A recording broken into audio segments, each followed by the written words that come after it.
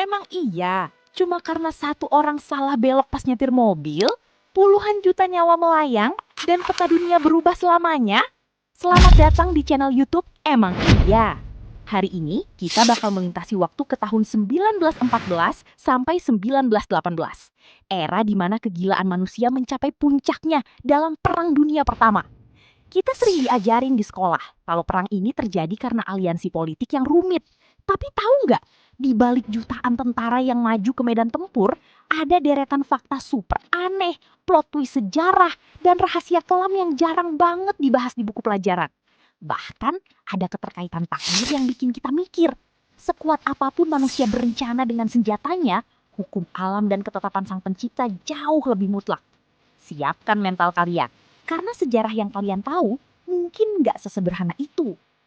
Kita mulai dari pemicunya. Pembunuhan Archduke Franz Ferdinand dari Kekaisaran Austria-Hungaria di kota Sarajevo. Emang iya sesimpel itu? Enggak teman-teman, fakta aslinya jauh lebih komedi sekaligus tragis. Hari itu, sekelompok pembunuh bayaran udah gagal total di percobaan pertama. Bom yang mereka lempar meleset dan Franz Ferdinand selamat. Karena gagal dan panik, kelompok ini bubar sendiri-sendiri. Salah satu pembunuhnya yang bernama Gavrilo Princip mundur ke pinggir jalan, nggak jauh dari sebuah toko roti. Tapi takdir berkata lain. Sopir mobil Franz Ferdinand salah ambil jalan pas mau pulang. Pas menyadari dia salah belok, si sopir ngerem mendadak tepat di depan toko itu. Persis di depan Princip lagi berdiri. Tanpa pikir panjang, si pembunuh keluar, mencabut pistolnya, dan dor! Dunia langsung terseret ke dalam perang paling mematikan dalam sejarah. Cuma karena sopir salah belok. Perang ini melahirkan konsep trench warfare atau perang parit. Jutaan tentara tinggal di dalam lubang tanah yang sempit, berlumpur, penuh dengan tikus raksasa dan bangkai. Tapi yang paling mengerikan adalah ego manusia yang mulai menciptakan senjata pemusnah massal tanpa nurani. Emang iya manusia sekejam itu? Ya, di perang inilah untuk pertama kalinya senjata kimia seperti gas mustar dan klorin dipakai secara massal. Gas ini merusak paru-paru secara instan. Manusia juga mulai menciptakan tank baja raksasa pertama di dunia. Senapan mesin yang bisa nembak ratusan peluru per menit hingga pesawat tempur. Teknologi maju pesat, tapi dipakai cuma buat satu hal, mempermudah cara mencabut nyawa sesama manusia. Perang ini menjadi bukti nyata ketika umat manusia melupakan persatuan dan terbuai ego politik duniawi. Peradaban yang sudah bertahan ratusan tahun pun bisa hancur berkeping-keping.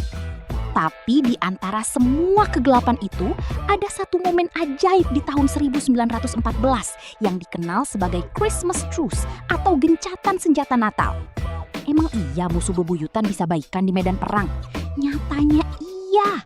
Malam itu, di tengah parit yang dingin dan penuh darah, tentara Jerman mulai menyanyikan lagu damai. Tentara Inggris di seberang parit membalasnya.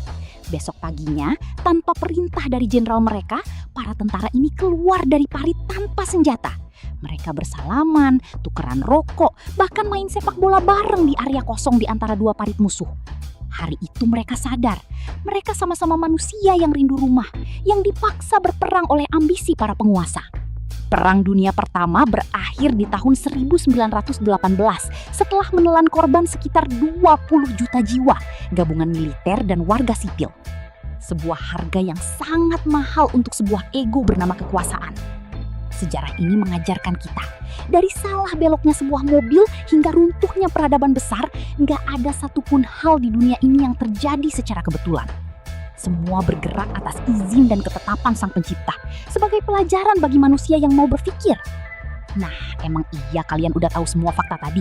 Atau ada fakta lain yang terlewat? Coba tulis pendapat kalian di kolom komentar di bawah ya. Dan kalau kalian suka dengan cara kita membongkar rahasia masa lalu seperti ini, jangan lupa buat klik tombol subscribe, nyalain lonceng notifikasinya, dan like video ini, supaya channel Emang Iya bisa terus tumbuh dan membagikan hikmah sejarah buat kita semua. Gua pamit, sampai di video selanjutnya.